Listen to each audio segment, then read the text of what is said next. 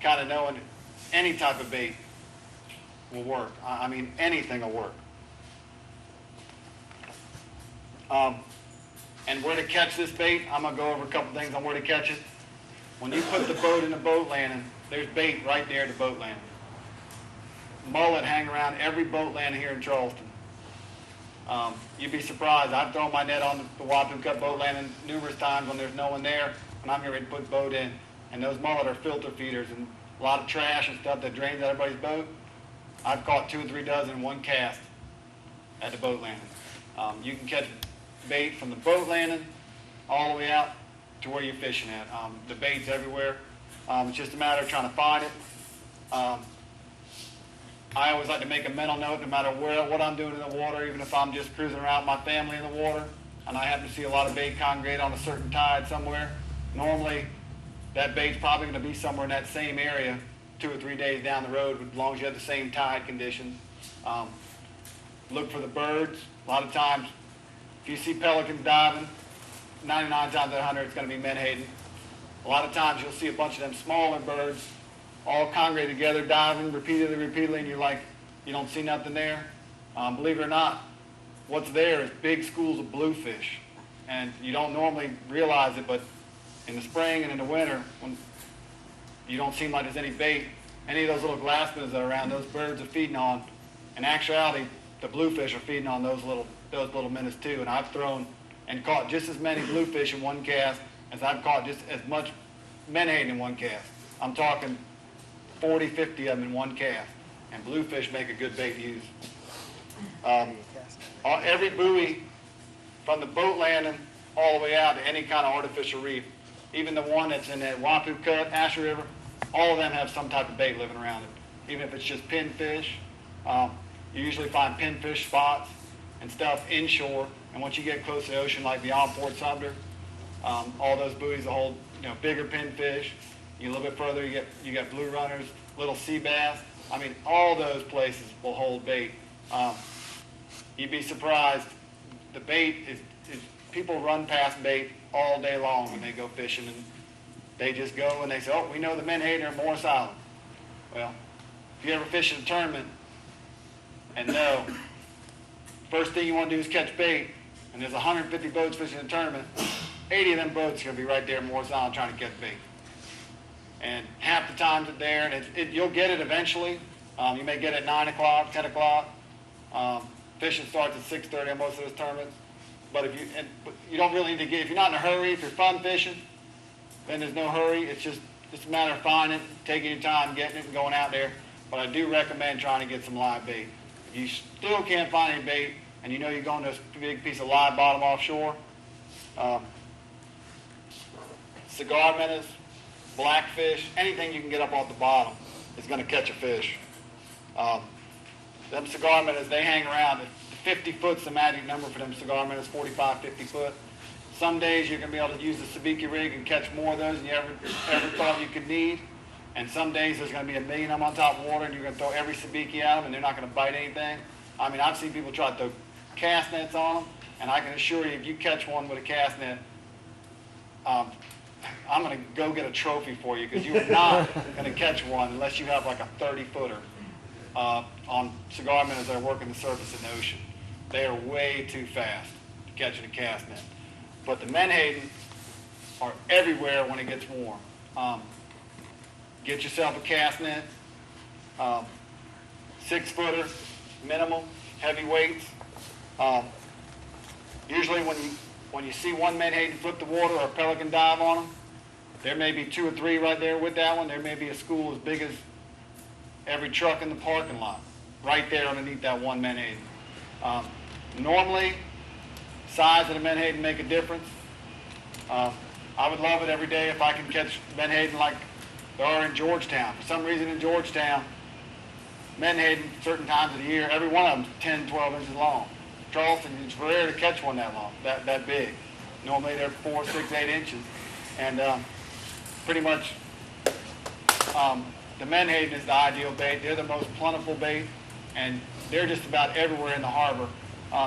Keys to pay attention to on the bait is when you see a bait somewhere, just make a mental note of it. What tide was it?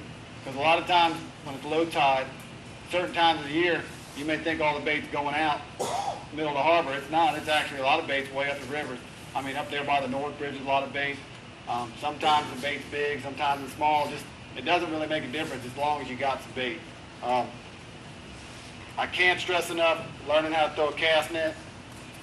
I normally don't have to worry about throwing anything that's 12 foot, but on occasion, like late in the fall and early in spring, when the oxygen levels and the water's cooled off and those fish are pumped and they're real good swimmers, I throw a 12-foot net. But I mean, of course, that's just during a fishing tournament when you need to catch it. Normally a 6, 7, 8-foot net, 5/8 mesh, kind of heavy, catch all the bait you need here in Charleston as far as menhaden goes. As long as you can open it up, you should be able to catch it. And that's probably about 99% of everyone's problem. When they get the opportunity to catch the cast on that bait, if you don't open the net up, you're not going to catch any. And I've seen it, I've had it, you ready, all of a sudden everything's ready, you think you're going to make the perfect cast, bait's all in front of the boat, throw the net, and you throw a banana, half moon, triangle, and then you may not get another chance for 20, 30 minutes, and of course the people on the boat with you, you should have caught it when we had a chance, kind of thing, and trust me, got to learn how to throw a cast net. Throw it out with a small one. There's about 5 or 6 different techniques you can use. Just find the one that's comfortable with you. Start with the smallest net possible first, and then go to a bigger net. On my boat right now, there's 4 cast nets in the front of it. I got a 6, an 8. I think I got a 6, a 7, and 2/8. One of them's small mesh in case I'm looking for some small baits, but normally 5/8 mesh or 1-inch mesh for catching menhaden is pretty much standard. Just a good shrimping net, 5/8 inch, 6-footer, 7-footer, catch all the bait you need. It's just a matter of, like I said, learn how to throw it and open it up.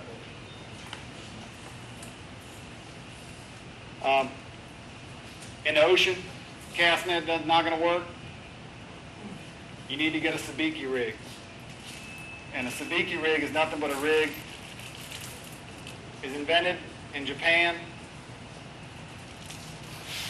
They knew how to fish, and trust me, this fish catches, when they got done depleting all their fisheries, they decided, well, they can start catching the bait and eat it, and that's what they did.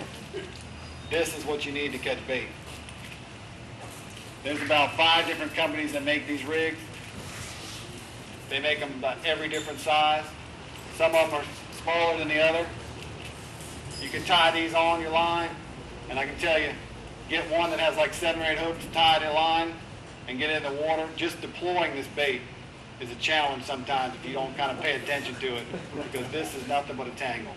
And this is a one-time, I can almost assure you, unless you have one of the real nice sabiki rigs, which I don't even have, that has maybe 1 or 2 hooks on it, it is a one-time use rig. Unfortunately, some of them cost $4 and $5, but you're not going to be able to recycle it.